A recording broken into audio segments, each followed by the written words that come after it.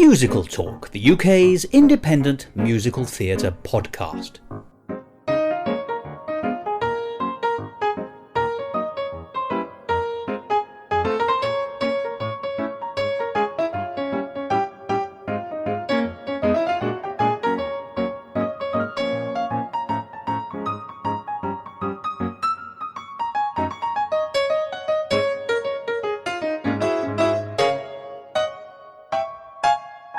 Hello, and welcome to another edition of Musical Talk. I'm Thos and here's a secret. Since my very first episode, I've been completely dubbed by someone who looks like me and sounds like me, and has my name. Oh no, that's me. But if you know anything at all about the world of musical films, you'll know that dubbing is something that has occurred since the beginning of sound films, really. In fictional terms, the best-known story that tells you all about dubbing in the film industry is, of course, Singing in the Rain, which is a sparkling, wonderful musical film. The take in that film is very light and comic, but in real life it was a much darker story, with threats and unpleasantness. And most egregious of all, the deprivation of publicity for the people who were actually providing the voices for some famous stars. Fortunately, over time, that has changed. And one of the pioneers of the industry in terms of both dubbing and then knocking down the barriers about the publicity surrounding dubbing was the great, late Marni Nixon. Now, as you know, I had the great pleasure of interviewing Marni Nixon over the telephone some years ago. She was an amazing woman with amazing talents and absolutely charming. But her story is a stunning story and one that deserves to be heard. Now, Marni is no longer with us, but I'm delighted to say her story lives on, and not just in books and in documentaries, because Eliza Jackson, an amazingly talented actress, has got a one-woman show called The Voice Behind the Stars. And in it, she not only tells the story of Marni Nixon, but she really embodies Marni Nixon. It was an amazing 5-star performance when I saw her and her show in Edinburgh, and I was delighted by it. I was even more delighted by the fact that she kindly gave up time on her one day off during the entire 3-week period of the Edinburgh Festival Fringe to talk to me for Musical Talk. And what a delight she was. She couldn't have been more generous, and she was such a happy, engaging conversationalist, as you're about to hear, that I had a wonderful time. She is a star in her own right, and can also do some tremendously technically sophisticated things with her voice, in exactly the same way that Marni Nixon could. It's not an understatement to say that the voice behind the stars had to meet the accomplishments of Marni Nixon, note for note and word for word. And I think it's marvellous to know that not only was she and her show well received in Edinburgh, it's now being produced elsewhere. So you do have a chance to see it. And so later in the episode you'll hear details on how you can find out where you can see it. But to whet your appetite about this wonderful show, let's hear from the person behind it, the amazing Eliza Jackson.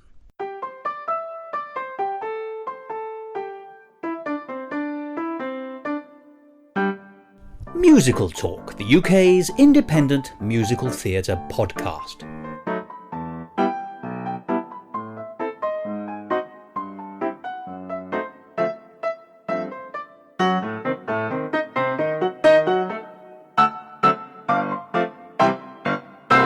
Eliza, thank you so much for agreeing to talk to me and to Musical Talk about your fantastic show. Oh, thank you. Would you like to tell us a little bit about what it's about, first of all? Let's set out your stall and then we can discuss it further from them, because it is a gem. Oh, thank you. I'm so appreciative. It's called The Voice Behind the Stars, and it's the story of Marni Nixon. A lot of people know her name, but they're not quite sure why they know her name. Yes. She's the most prolific ghost singer, basically of all time. So in the 50s and 60s in Hollywood, a lot of the actresses and actors that they had to play the big film roles couldn't actually sing, but they'd cast them in singing roles all the time. It's the Singing in the Rain story, actually. It is the Singing in the Rain story, yep. Flat out. That's exactly right. But it was her actual life. So yeah, she dubbed for the voices of Audrey Hepburn, Marilyn Monroe, Natalie Wood, Deborah Carr. The reason why she was so incredible, in my opinion, is that she learnt how to manipulate her voice to be able to sound like all these different actors. So much so that you can barely tell the difference. I've spent months studying her. It really is amazing, and I would slow down each of the recordings. And sometimes I still wouldn't know where she'd jump in, because often the actors would sing parts of it if they could, and then Marni would come in over the top and do the little bits that were too hard for them or too high. Marilyn Monroe's a good example of that, isn't Yeah. it? That usually Marilyn Monroe is actually quite an accomplished singer, Yeah. but there's just occasionally a note or a phrase that was beyond her It was just, abilities. yeah, she had a relatively small range, but a lot of her songs, there'd be a few notes she just couldn't get, so Marni would jump in and just do those higher notes. But Marni actually loved Marilyn's voice, and there was one song that the producers asked Marni to sing the whole song of. Marni refused because she said, no, Marilyn's voice is perfect for it, I'll just help her out. And that's, I think that shows her decency as well, and that comes across in the show. So, but there's an extra element here, if I may say, because I want to find out how you got involved in this story yourself. But Marni Nixon is famous for being a ghost, the famous ghostess with the mostess. Yeah. You are ghosting. I know. Marni Nixon. So you are the ghost of the ghost, and that seems to me an amazingly complicated but fantastic thing. Your skills are forgive me. Your show is a versatile one-woman tour de force. Oh, thank you. And you aren't just telling the story of Marni Nixon as an actress. You are singing parts of it, and you do the parts where she is singing other actresses. Yeah, so I'm impersonating Marni, impersonating the other actresses, which is a bit hard to wrap your head around. And yeah, but parts of it are actually my voice coming through as well, which kind of makes it fun as well. So I don't know, it is a lot to get your head around. So what connected you with the story in the first place? What made you think, was it that you were always a fan of Marni Nixon, or were you looking for a show that could basically, your talents? Look, my mum will very smugly tell you that it was all her idea. So I know, right? She is fabulous, though. I'm very lucky to have her. So years ago, she came up with the idea. She'd heard about Marni, and she was like, "You need to write a show about this. Like, this is amazing." And I was like, "Mum, I can't write a show. What are you talking about? You're a crazy woman." But kind of. I came to the Fringe last year, and it's the first time I'd been to the Fringe just to watch. Yeah. And I was like, I can do this. Oh, yes. I need to do this. What am I doing?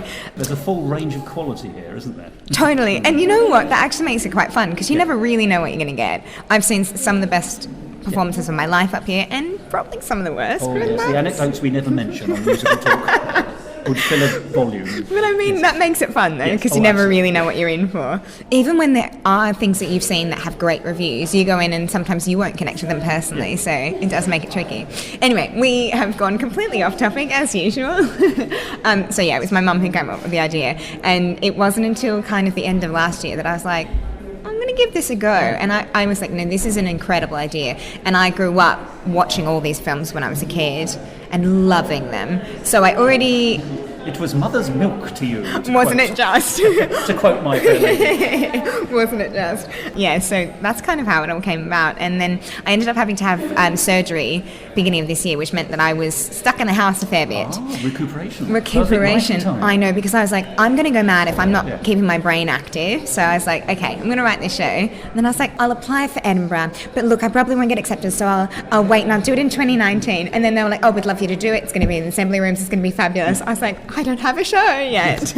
But you won't be alone in that particular situation. So many shows solidify sometimes 2 weeks before they arrive, sometimes a few days before. I'm very lucky. I was working with the most incredible director, Ian Good, and I brought him on, it would have been a few months before the Fringe, and he flat out would not let that happen. Yeah. It had to be a complete finished product before we came here. So we did 2 previews in London, and by the second preview, that's the show that we've brought up, Well, sometimes you need either a sergeant major or a producer of that intent. Oh, absolutely. Yes. Absolutely, otherwise I would have still been dithering.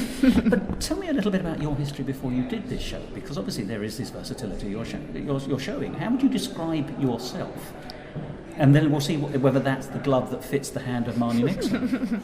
Well, I trained in Australia at NIDA, which was fabulous training, completely acting based. Yes. But it was a music theatre course, so obviously we did lots of singing and dancing and all that, but it was all came from an acting background. And although Marni was renowned for her singing abilities, she was an actor through and through. Oh, yeah. And I don't even think she realised that until later, but I think it was her ability to watch people and to study them and understand them, and that was how she was able to manipulate her voice to sound like them. I think you said a very interesting thing there. You said understand them, because I think this is almost psychology. It's not just mimicry that she does. This is understanding and reproduction, actually. Yeah, one of my favourite lines in the show, which always gets a chuckle, but it's actually really... it kind of like hits the nail on the head. She said she would have to understand how they'd feel when they were saying the line, as well as how they'd say the line, so that she would be able to understand how they could sing it if they could sing it, which always makes everyone laugh. And I mean, it is a funny line, but it's the core of it, isn't it? Yeah. She genuinely would study the scripts with the actors for months beforehand, and she would know that character through and through, so she'd know how they'd be able to sing it, because there'd be random breaths she'd take, or she'd speak a line, or she'd, bring it to life. It wasn't just about singing for her. No, because these are people like Marilyn Monroe, who has, as we already say, has a singing style. If for Deborah Carr, it'd be slightly different because you are sort of working from the bottom up, totally. Aren't you? Yes, but Marilyn Monroe, she is a singer of actually great renown, not just because of Marilyn Monroe legend, but also because she could actually put her voice on really marvellously. Yeah. And as you say, a good singer doesn't just sing tum-ti-tum-ti-tum. They have character. They know how to pull something unusual, their unique selling points. Yeah, they give it a read. Yes. Yeah. But bearing in mind, Marni Nixon could do that for other people, but could also sing in her own right because she was operatically trained. She was, yeah. And released a few albums, by the way. I'm she sure did. You know there's the Gershwin album and the Kern album. Oh no, she's amazing. Yeah. Her own singing voice was beautiful. She travelled the world with that voice. She performed in opera houses like all over the world, performed on Broadway. So she had her own style and her own sound. It was just incredible that she also knew how to manipulate it. And sometimes people with operatic voices can't always cross over into the musical theatre world. I mean, Kiri Tukanawa, marvellous opera singer. Her Gershwin album in 1987, I think, to celebrate the 50th anniversary of the passing of George Gershwin. Marvellous idea, didn't quite work. We all Sometimes know it doesn't. West Side Story with, Jose Carreras and all that, is not considered the best version of it by many people. So, but she had a foot in both, and the fact that she was so versatile. She really was, yeah. She definitely had an instrument and she knew how to use it. It helped that she had perfect pitch, I think, as well. It wouldn't have done her any harm.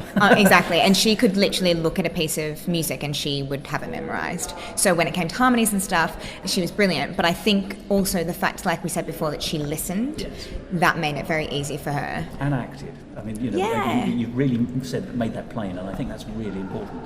But take us back to you then. Yeah. It's interesting that you said that singing was not the absolute core of who you thought yourself in your training and in your performances subsequently. Yeah. But actually you do sing divinely. Oh, thanks. And, if I may say, in voices. When did you discover you had the talent that Marni Nixon had, actually? Oh, I don't know.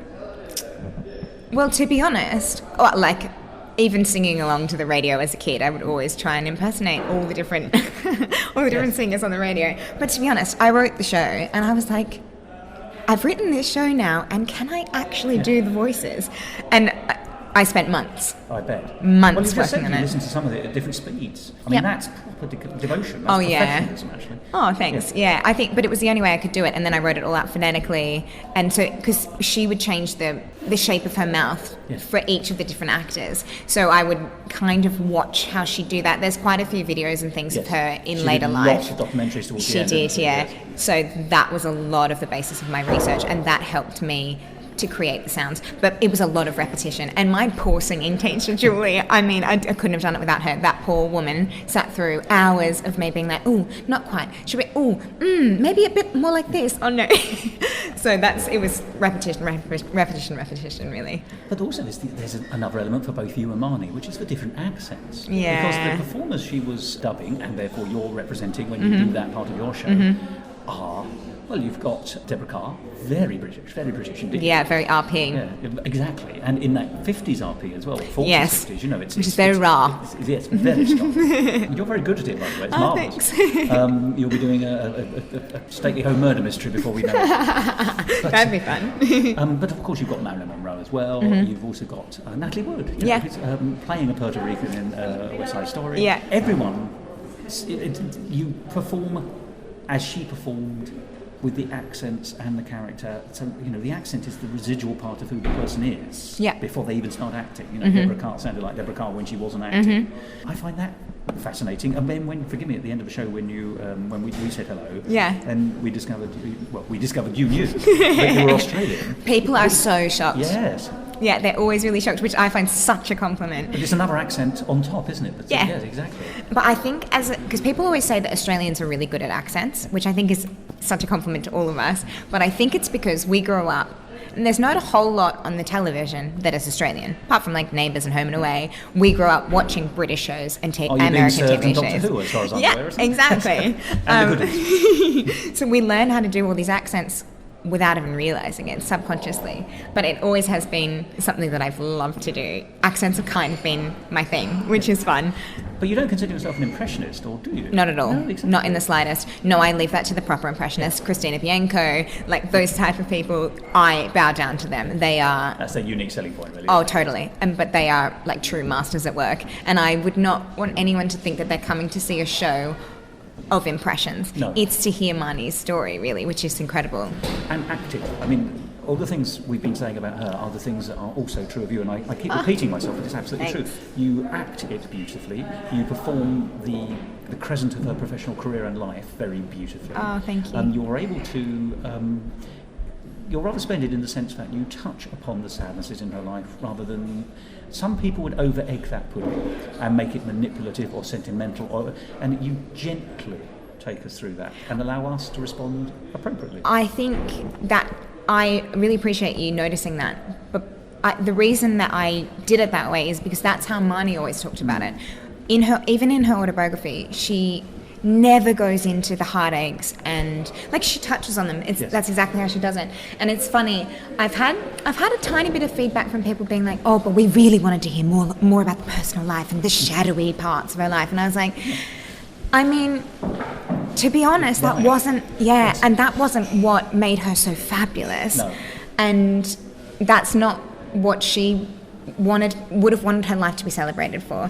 You know, she was this incredible woman who lived her life in the shadows, sure, but got some recognition later in life. And changed the rules. You know, She really was did. a proper groundbreaker. Yeah, she was. Yes. And I think that is why she needs to be celebrated too. Because if it wasn't for her fighting for the rights to get some sort of recognition for West Side Story, I mean, sure, someone would have done it further on the line, but she did. That was quite early on, And she you did know. it herself. And there was As a danger, woman. And a danger to her career. It was, yeah, You'll never absolutely. work in this town again. Mm-hmm. That's what they said when she was... Yeah. I mean, I think we also do have to pay a quick tribute to Deborah Carr here, who wasn't having any of that. She's a superstar. Yes. Totally. She, from all research and all accounts, she was the loveliest person ever. Yeah. And there was no way she was had not... to be one. Yeah, I know.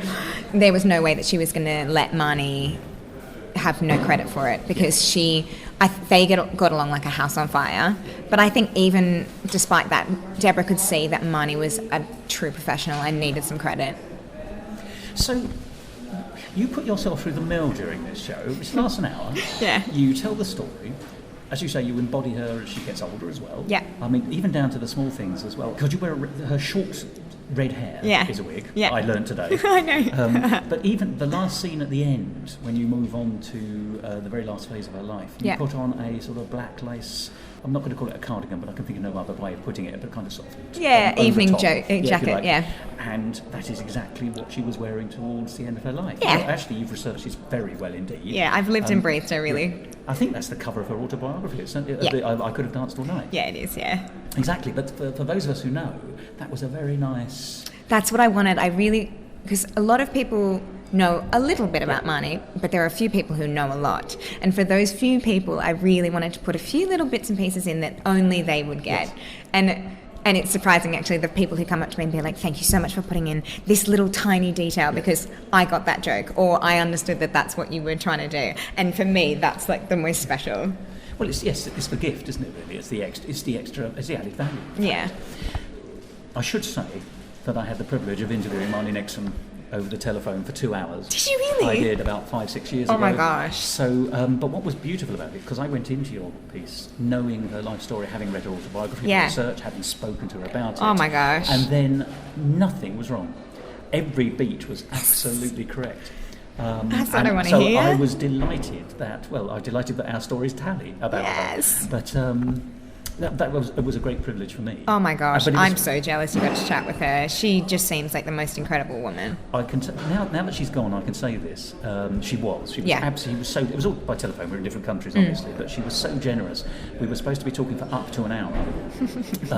We were just. She knew how to chat, though, didn't she? Yes, but it was all gold. It was all gold. Yeah. And then her doorbell rang. And she said, "Oh, I'm so sorry. I can't do the accent. I'm not as good as you." But she said, "I'm so sorry. I've got a singing lesson coming up. I'm teaching someone to sing. Yeah. Can I phone you back in 40 minutes when it's over?" Oh my gosh, most she's people would have amazing. stopped it and said, and then been like, "That's it. That's all I have time for." Absolutely, but she didn't do that at all. Oh my God. She was as good as her. We went off and had me and my sound engineer. We went off and had a cup of tea. Yes, you probably needed it after all that information was thrown at you. But she was so generous. So I think it's essentially a 2-hour conversation over 2 weeks. We did it. Wow. But she was so generous. But taking us back, she was so open, she was so friendly, and I got that in spades. So I can't pretend I knew her, but I did have that connection with her. And it was like then seeing her when you were performing. So everything you did was resonant and redolent of Marni Nixon. That's such good news. In all the best possible ways. Good. Yeah, you know what they say when you do an essay, they say show you're working. You showed you're working beautifully. Yes. But were there any challenges beyond the obvious? How do I sing like Marni Nixon, singing like Deborah Carr or whatever?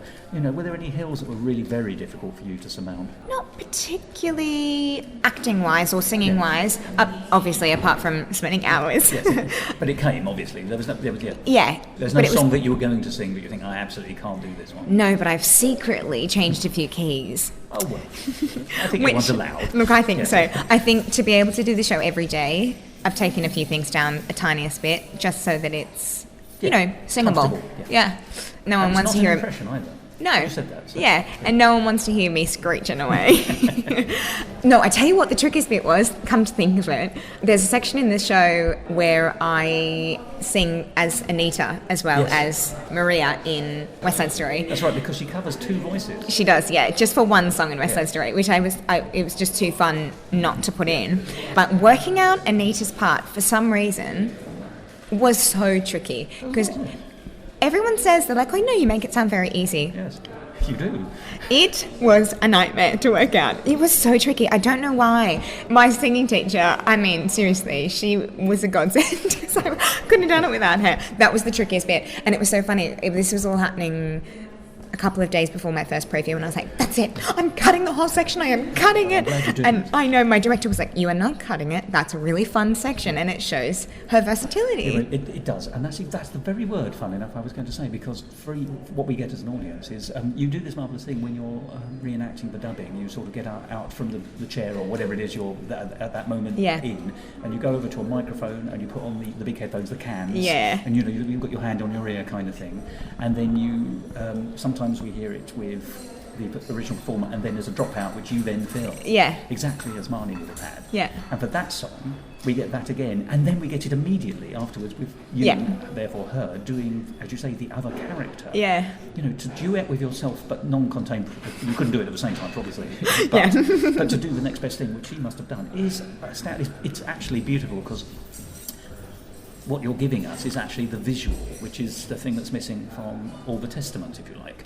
You can't see that in the autobiography. Exactly. You can't see her doing that in the documentary. Mm-hmm. But I've now seen it. Because I've seen you doing it. Then you can picture her. Beautiful. Yeah. So it all came together at the second preview. Yes. And when was that? When was that? Beginning of 10th of July. There's a brand new cabaret festival that was being curated in London, and I think they're trying to extend it and make it bigger and bigger every year, called the Big Smoke. And I was asked to do a night there, which was fabulous and absolutely terrifying, because in my opinion the show wasn't ready. But I'm so glad I did it. So I'd done my first preview 2 weeks before, and it was a bit of a shambles, to be honest. It was first time I was up in front of an audience, and I was absolutely terrified, because I had no idea. That's a very polite way of saying what you must have been feeling. Yeah.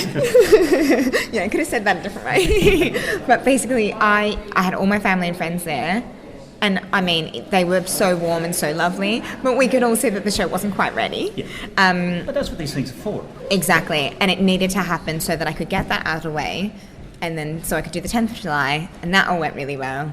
And then that was a nice place to be, to then bring it up to Edinburgh. I had a few more rehearsals after that, obviously, with my director, but we didn't change anything significantly. There were a few little bits and pieces that we tweaked, but everything. Then, isn't it, really? Yeah. Oh, yes, and then I've been up here now, how many shows have I done? 12 or 13, something like that. You've been here since the beginning? Yeah, right at the beginning, So, and then I'm here the whole month. Yes. Except for today, which is my day off. Oh, but you've come in to see me, so of course I have. Thank you so much. You've been so generous. Oh, thanks. So no step changes, but have you spotted any differences in the audiences, either in London Every and day. Edinburgh or every day in Edinburgh? Oh, that's Every very day interesting. the audience is different. It's funny, I was talking about this with my mum actually. Because you're selling out, aren't you? I am, Yeah, it's almost every marvellous. day, which is, I really can't believe, I can't believe it. Yeah. But it's funny, it gets to the point, I've got 70-seater, and I've had 70 in the last few days, and then yesterday I only had 50, and a friend of mine had come up from London, and he said, oh, babe, it was a great audience, and I was like, oh, it was quite small today. He's like, what are you talking about? And he's like, 50's brilliant, and I was like, oh, yeah, you have to catch yourself, don't you? But yeah, it's funny, there's almost always one person who'll lead the audience, and they all don't really realise that it's happening, but there's almost one lady, almost always, who sits in about the second row, this different lady every day, and she'll decide whether it's a quiet audience or she'll decide whether it's a Raucous. a laugh out loud gasp clap audience. Like I had a couple of days ago, I walked on stage and the audience started clapping just for me walking on stage, and I was like, you do realise I'm not Marni, right? But it is funny, but it's lovely. They're always, it doesn't matter if they're louder or they're quieter, they're always so Engaged. into it and engaged. I can feel that the day I was there. There was Yes. a real connection. Oh, and I'm so lucky. From as soon as I turn around, the first line I say, their faces are smiling up at me. Yeah. And the amount of people that want to stick around and give me a hug and have a photo is so beautiful. And all of them want to tell me stories because I have got a really niche audience, and it's the audience who grew up with these films. And they all want to tell me, I remember when I was growing up and I went and saw this on my first date, and then I went and saw this film and I remember like thinking that I was Deborah Carr, and all of them. Milestones of life in a way, isn't it? Yeah. And then so to be able to tell them the backstory of all those, a lot of them are very smug with themselves because a lot of them know about Marni, because a lot of them remember the newspaper articles and the big hoo-ha. When it sort of came out, absolutely. Yeah. So if you make an audience feel happy and clever, then you've already won the battle as well. I know, yes. right? It is. Marni lived such a joyful life. She brought joy to so many people, and to be able to kind of recreate a part of that joy is just amazing for me. So the audience has been different every night. I think you're right, by the way, about British audiences. I think sometimes they also need a licence to... Yes. To so once express one themselves. person has a little chuckle, then they all think, "Oh, we can do chuckle." that. Yeah. But has the audience taught you anything about the show yourself? Because I find sometimes, and in this conversation I've had with other people about their shows, you discover that actually the audience highlight an area which you never thought was particularly going to fly, or was just a narrative A to B point, and suddenly that seems to be a massive success. There are definitely little lines here and there that people think are much funnier than I thought they'd be, and then lines that I thought would be funny aren't quite as funny. Isn't that odd? Yeah, it is interesting, but I guess it's because when I was initially writing the show, because I grew up with all these films, I thought it would be something that kind of everyone would want to see. And of course we've had audiences of all ages. We've had even, I think we've probably had 8 or 9-year-olds in, and then up, and of course it kind of goes over their head, the story, but it's lovely singing, and it's fun and joyful. It's a great app. Even if you know nothing, you can go into that show and pick up and enjoy a lot. Yeah. It breeds joy as you walk in, frankly. Yeah. There was expectation when I sat down. Oh, and I think my director, this was his clever thought, having it set in her living room, so it makes you feel as soon as you walk into the space that you are at home. Intimate with it. Yeah. And so I think that in itself makes everyone just go, and breathe a sigh of relief, And also the venue is exactly the right size. It's not 4,000. I You're have not rattling around in been it. so spoilt with this venue. The programmer who picked my show, Joe Brown, I will eternally be grateful to him, because, and he'll tell you, he's pretty smug about it too, because he was like, when he rang me, he was like, it's going to be in the drawing room, which is 70 seats. I think it's perfect. He's like, and it's a really classy venue. There's, there's chandeliers. It's gorgeous. And then he was like, and it's in the assembly rooms. And he's like, this will be the perfect spot for you. And I was like, okay, I trust you. Like, whatever you think. And then I chatted to him a couple of days ago, and we were talking about my audience types and things. And he was like, I told you, it's the perfect space, because it's not in the middle of town. Yep. And it's in the new town. Yeah. Forgive me, it's the sort of the Regency. It's the Palladian buildings. It's the grand end. Exactly, and also means that people don't have to trek through town to get here. It's on the outskirts, which is perfect, because people can just duck in, avoid the rest of the festival if they need to. Yeah. I'll be forever grateful for him. but also it has a touch of class about it as a venue, and your show meets that and exceeds that. Oh, which thank not all you. shows do, of course. That is lovely for you to say. It does feel very Marni to be here. It does. That's exactly right. I think if she were doing this show, and I can see that she could have done this show. This is the kind of venue that she'd have gone to. Yeah, I mean, she'd definitely be playing a much bigger house than me, but it is like same ambience, I think. She played the Carnegie Halls and, all those beautiful, classy, historic venues, and I think that's what this is, so it's special.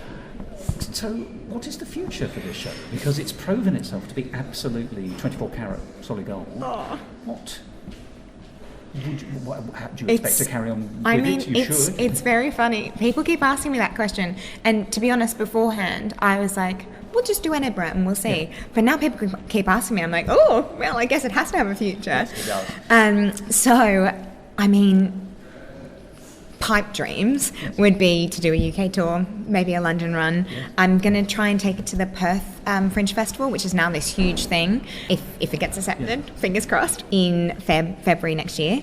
I'm from Sydney, Australia, so a lot of my friends and family are obviously there and haven't been able to see the show, and they're all desperate to see it. So I'd love to do at least a few days in Sydney so that people can see it just for what it is. But as you say, it has to be in the right venues. But I think people will come. I think people will absolutely come because it stood out from the catalogue for me. Did it? And then seeing the show, you can see that it didn't fail to deliver what it had promised. That is really good to know. It's been a fantastic show. So if people want to find out, well, let's find out how.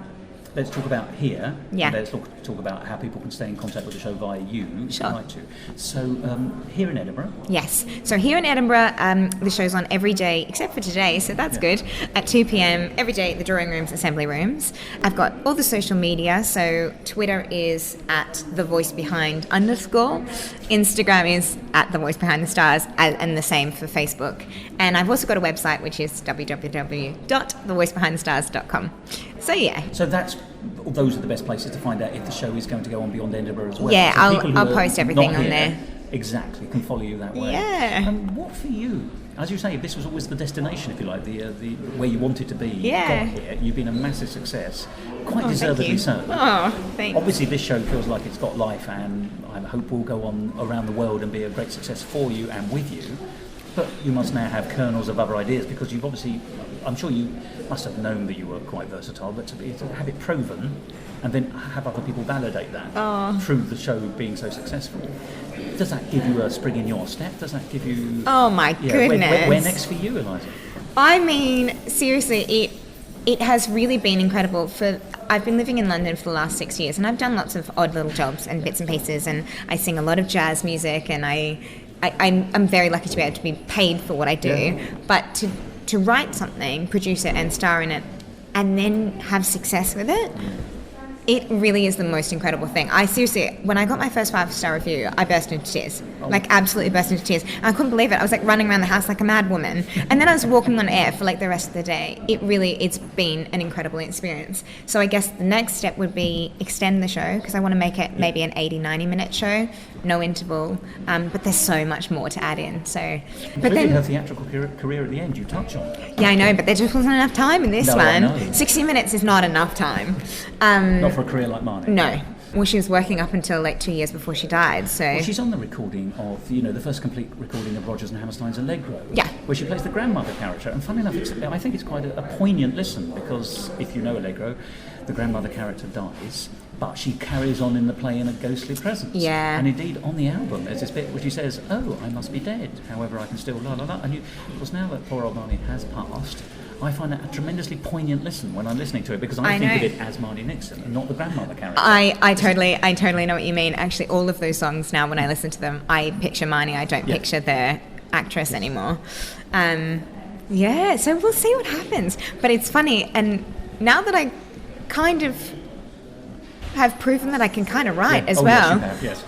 Which I definitely didn't know was something that was in you. Not at all. So I'm like, ooh, what's next? Could I write something else, or should I do another one-woman show, or what can I do? So we'll see. I'm not sure yet.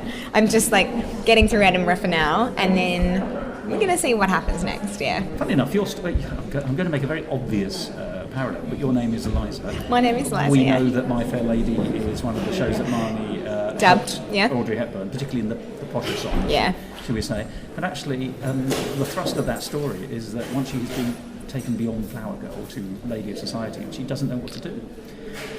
I like the fact that there is that parallel. There is definitely a parallel. At the moment, I'm a bit lost in the wilderness, to be honest. But if you meet someone called Freddie Ainsworth Hill, run to the hills. Okay, done. But yeah, no.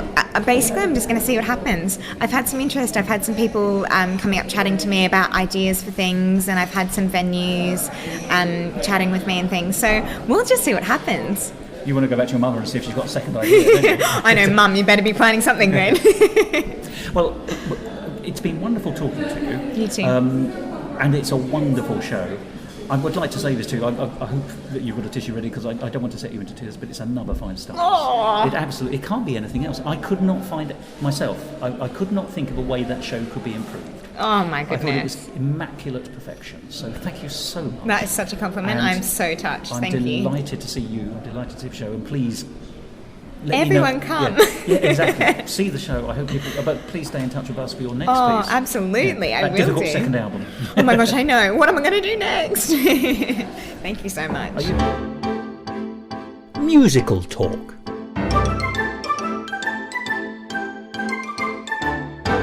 There we are, Eliza Jackson. And as I said at the beginning of the programme, she was incredibly generous to me, giving up some of her time on her one day off. To find out more about The Voice Behind the Stars, go along to the website. It is thevoicebehindthestars.com. And look elsewhere online also to find out where that show is going. Now, as Eliza said, Marni Nixon liked to talk, but then again she had a lot of very interesting things to say. And so I thought it would be interesting just to pull out a very short extract of the conversation I held with Marni Nixon some years ago from the Musical Talk archives. And so in just a second we'll hear Marni talking about the time that she was dubbing for Deborah Carr, which of course we discussed in the conversation with Eliza and was part of Eliza's wonderful show. And the most amazing thing is, at least for me, that as I dug out this archive clip and listened to it, I could hear Eliza telling the same story on stage in Edinburgh, and with the same inflections and the same voice. It was quite remarkable. It, funnily enough, took me all the way back to this year's Festival Fringe. Such was the similarity in terms of performance, and things like timbre of the voice. It's all the more remarkable that if you do get a chance to see Eliza Jackson, you'll hear how close she is to Marni Nixon in real life, at least when she's performing. So, let's hear that brief extract from episode 487 of Musical Talk, when I spoke to Marni Nixon.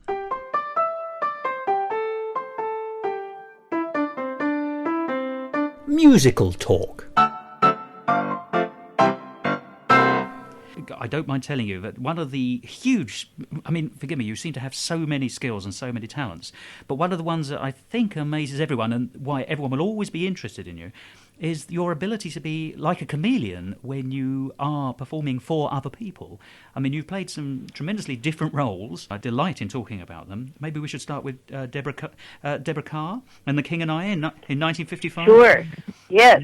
You developed a very interesting and closely knit collaborative working pattern with Deborah Carr, I think. Yes, it was kind of like, we really didn't know what we were going to do ahead of time, but we developed a system that seemed logical, and we were assisted by the wonderful vocal director, Ken Darby, who was really kind of guiding us through the process. And so what we discovered was that I would come into the studio and just learn the songs. She would also learn them separately at a separate time. And then we would come together, and she would start singing for me. She would then tell me what was going on in the situation, in the scene, and how she was feeling about the song. And then they taped the whole periphery of the set onto the rehearsal room floor, so we had the right dimensions and the space between the furniture and how she was going to stage the song.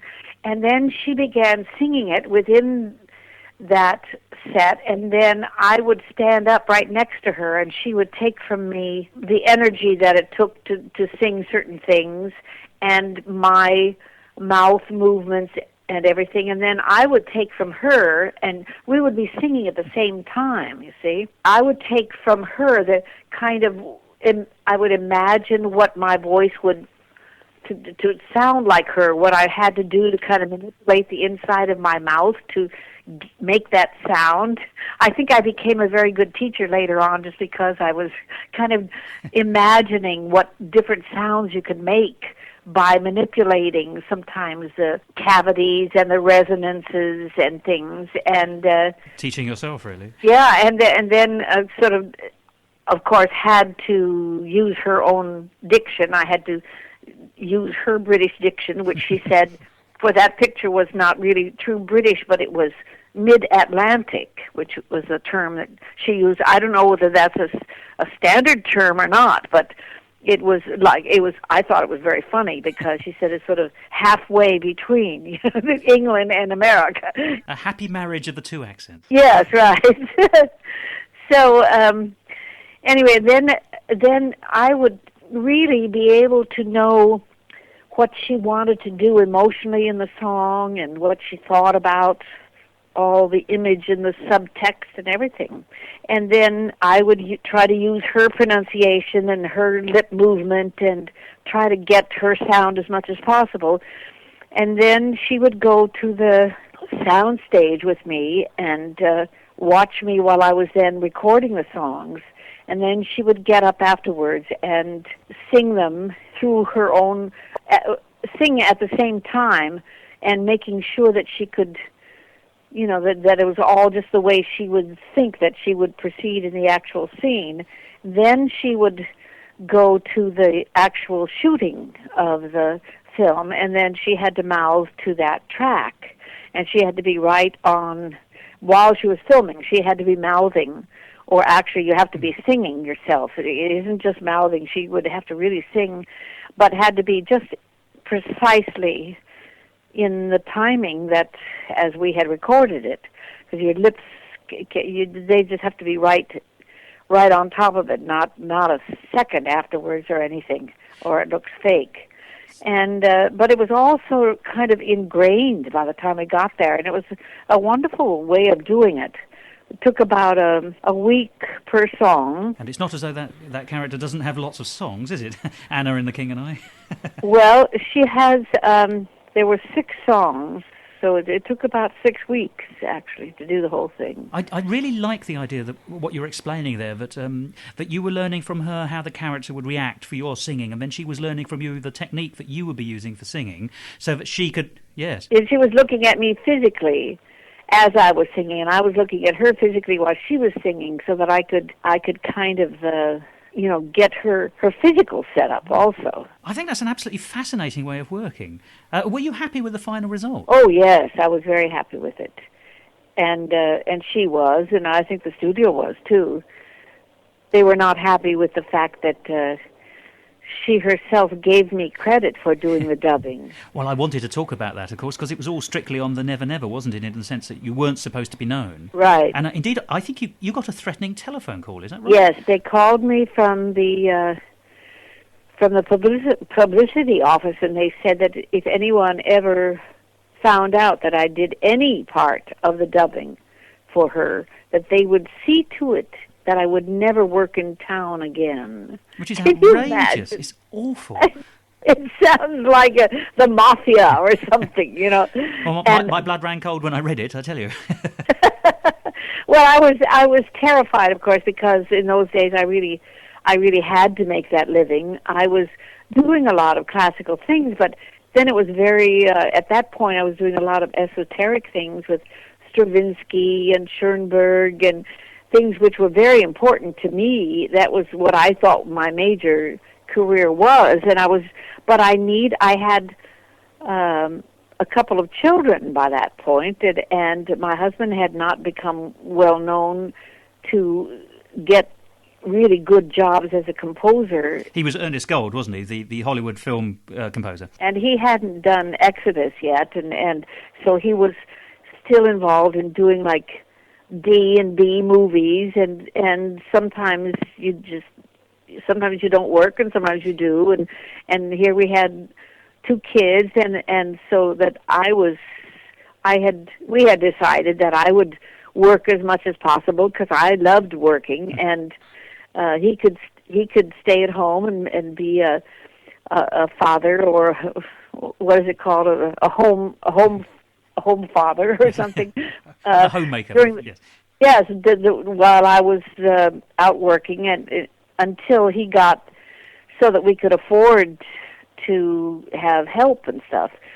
So it was like it was not good to hear that they were going to try to boycott me working like that. But Deborah Carr had her own ideas, really, I think. Yeah, she was very gracious and wonderful. Well, she did say that I had just done the high notes. She didn't say I did everything, but anyway, it didn't matter. But she was happy for you to have the credit. Yes, she was really happy, and she had no ego problem with that. And indeed, when I was writing my memoirs, and just before the deadline to get permission to use various photographs that I had not heard from her, and something told me that I could find her and that she would give me permission to use the picture. The studio said, well, even though we took the photo, we can't do it without her permission to have it put in a book, which is crazy, but anyway. And they had more power than me, so I had to assume that was going to be true. But I kept trying to figure out, and it's like magic. A lot of things happened to me that I think are magic anyway. I was at a party, and somebody said, oh, well, I know where she is, and I have a good friend, and she gave me the address of where she had been in Switzerland. And so I wired her, and it was actually, and I guess it was, no, I think I FedExed her or something. Anyway, it was the FedEx company that then got a referral and found her in England, in her hometown, finally made contact with her. And it took a long time, but it was just incredible. And then I heard not from her, but from her housekeeper or a nurse, because she was then she could understand everything, but she couldn't speak. I guess she had Parkinson's, and it was too hard for her to speak. But I got the message from this person that Deborah Carr would indeed give me permission to have this photograph in the book, and that she admired me a great deal, and good luck, and just such a gracious lady. It was fantastic. Musical talk. There we are, the real Marni Nixon. No longer with us, and a sad loss to us all, but she's not really gone. And, of course, don't forget you can see Eliza Jackson's show, The Voice Behind the Stars, to at least relive some of the amazing story that Marni had. And you can go back to episodes 487 and 488 of Musical Talk on our web pages and on iTunes to hear my extended conversation with Marni. Well, that's it for this week. I do hope you enjoyed my conversation with Eliza Jackson. She's an amazing star, and I'm looking forward to finding out what she's going to do next. But whilst we're waiting for that, do track her down and see her current show, The Voice Behind the Stars. Well, what about me? Well, I'm clearly the voice behind the Starstruck. And it seems to me that if I carry on any longer, I will be struck in the face with a plank. But to avoid that, I shall use my magic word. And I'm going to say it now. Goodbye.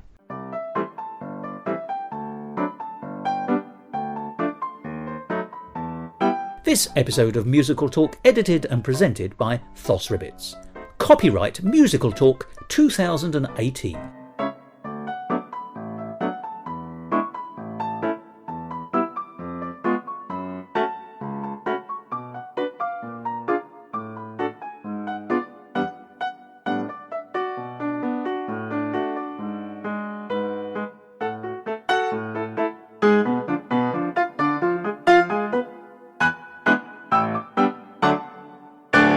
To find out more about the world of musical talk and listen to past episodes, go along to our website www.musicaltalk.co.uk or subscribe to us on iTunes and follow us on Facebook, Instagram and Twitter.